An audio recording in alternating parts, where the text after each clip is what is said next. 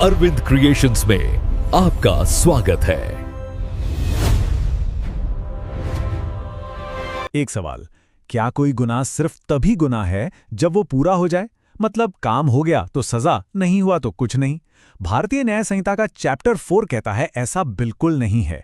आज हम यही समझने वाले हैं कि कैसे किसी को उकसाना, मिलकर साजिश रचना या फिर सिर्फ कोशिश करना भी कानून की नजरों में एक बहुत बड़ा जुर्म है। तो चलिए देखते हैं कि आज हम क्या क्या जानने वाले हैं। सबसे पहले हम ये समझेंगे कि आखिर कोई क्राइम शुरू कहाँ से होता है। फिर हम अबेटमेंट यानी दुष्प्रेरण के 3 अलग अलग रूपों को देखेंगे। उसके बाद बात होगी क्रिमिनल कॉन्स्पिरेसी की, और फिर हम देखेंगे कि सिर्फ कोशिश करना यानी अटेम्प्ट करना ही क्यों अपने आप में एक जुर्म है। और आखिर में इन सब धागों को जोड़कर जिम्मेदारी के पूरे जाल को समझेंगे। तो सबसे बुनियादी सवाल, आखिर कोई जुर्म शुरू कहाँ से होता है? देखिए, कानून सिर्फ फाइनल एक्ट को नहीं देखता, मतलब सिर्फ ये नहीं कि मर्डर हुआ या नहीं। कानून उन सारे जरूरी कदमों को भी जुर्म मानता है जो उस फाइनल एक्ट तक लेकर जाते हैं। तो फिर से वही सवाल, क्या कोई जुर्म तभी जुर्म है जब वो कामयाब हो जाए? भारतीय न्याय संहिता का जवाब एक बड़ा और साफ नहीं है। और सच कहूं तो इसी नहीं में इस पूरे चैप्टर का, इस पूरी बातचीत का निचोड़ छिपा है। चलिए अब पहली कड़ी से शुरू करते हैं, और वो है अबेटमेंट यानी दुष्प्रेरण। अगर बिल्कुल सीधे साधे शब्दों में कहूं तो इसका मतलब है किसी और को कोई गुनाह करने के लिए उकसाना, भड़काना या फिर उसकी मदद करना। अच्छा, कानून क्या कहता है? बीएनएस की धारा 45 के मुताबिक आप किसी को अबेट तब करते हैं जब आप या तो उसे उकसाते हैं, या उसके साथ मिलकर कोई साजिश रचते हैं, या फिर जानबूझकर उस काम को करने में उसकी मदद करते हैं। इन तीनों में से कोई भी एक चीज। चलिए इसको थोड़ा और आसान बनाते हैं। अबेटमेंट 3 तरह से हो सकता है। पहला, आप किसी को सीधे सीधे उकसाते हैं, उसे भड़काते हैं।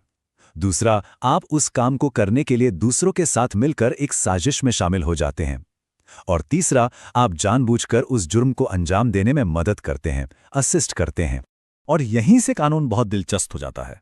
जरा इस सिचुएशन के बारे में सोचिए। ए बी को सी का मर्डर करने के लिए उकसाता है, लेकिन बी साफ मना कर देता है। तो अब सवाल यह है कि क्या ए बच जाएगा? कानून कहता है बिल्कुल नहीं।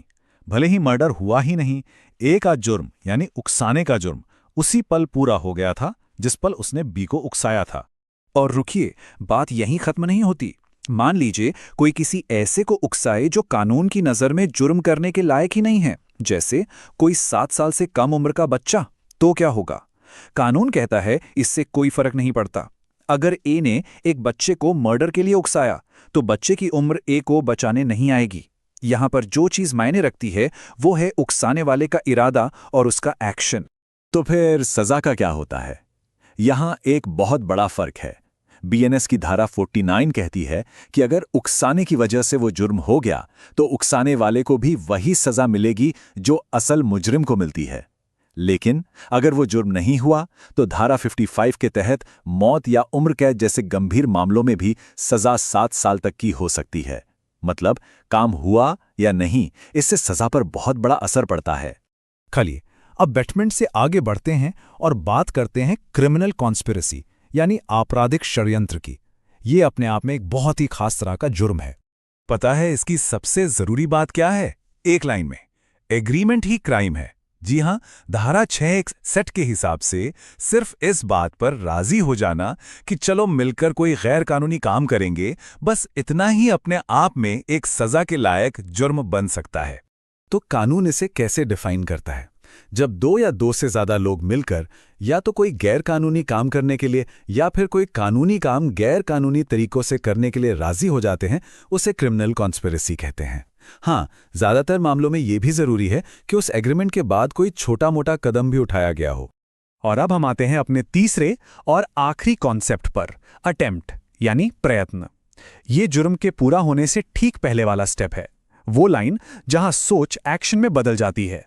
धारा 62 कहती है कि जो कोई भी जुर्म करने की कोशिश करता है और उस जुर्म को करने की दिशा में कोई काम करता है, वो सजा का हकदार है।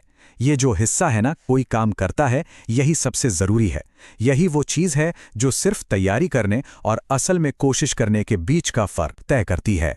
इसे एक बहुत ही बढ़िया उदाहरण से समझते हैं। मान लीजिए ए एक बक्सा तोड़ता है ताकि वो उसमें रखे गहने चुरा सके। लेकिन बक्सा खोलने पर पता चलता है कि वो तो खाली है। तो क्या हुआ? उसने चोरी करने की दिशा में एक काम तो कर दिया, बक्सा तो तोड़ दिया, इसलिए वो दोषी है। मतलब काम पूरा होना मुमकिन था या नहीं, इससे कोई फर्क नहीं पड़ता। बिल्कुल यही बात एक और उदाहरण से साफ हो जाती है। ए जेड की जेब काटने की कोशिश करता है, लेकिन जेड की जेब खाली होने की वजह से फेल हो जाता है। तो क्या वो बच जाएगा? नहीं, वो इस धारा के तहत तब भी दोषी है। क्यों? क्योंकि इरादा था और उस इरादे को पूरा करने के लिए एक्शन भी लिया गया। बस यही मायने रखता है। तो चलिए अब इन तीनों चीजों को, अबेटमेंट, कॉन्स्पिरेसी और अटेम्प्ट, एक साथ रख कर देखते हैं कि ये कैसे जिम्मेदारी का एक पूरा ताना बाना बुनते हैं। तो हमने अब तक क्या समझा? अबेटमेंट में कोई और आपके दिमाग पर असर डालता है, कॉन्स्पिरेसी में आप दूसरों से हाथ मिला लेते हैं, और अटेम्प्ट में आप खुद उस जुर्म की तरफ पहला कदम बढ़ाते हैं। ये तीनों मिलकर ये पक्का करते हैं कि जुर्म की दुनिया का कोई भी छोटा या बड़ा कदम कानून की नजरों से बच न पाए।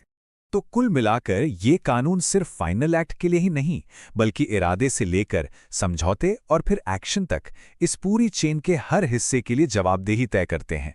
तो आखिर में एक सवाल छोड़ जाते हैं, जब कानून सिर्फ नतीजे को नहीं बल्कि इरादे को भी सजा देता है, तो ये एक इंसाफ पसंद समाज बनाने के बारे में क्या बताता है? इस पर जरूर सोचिएगा।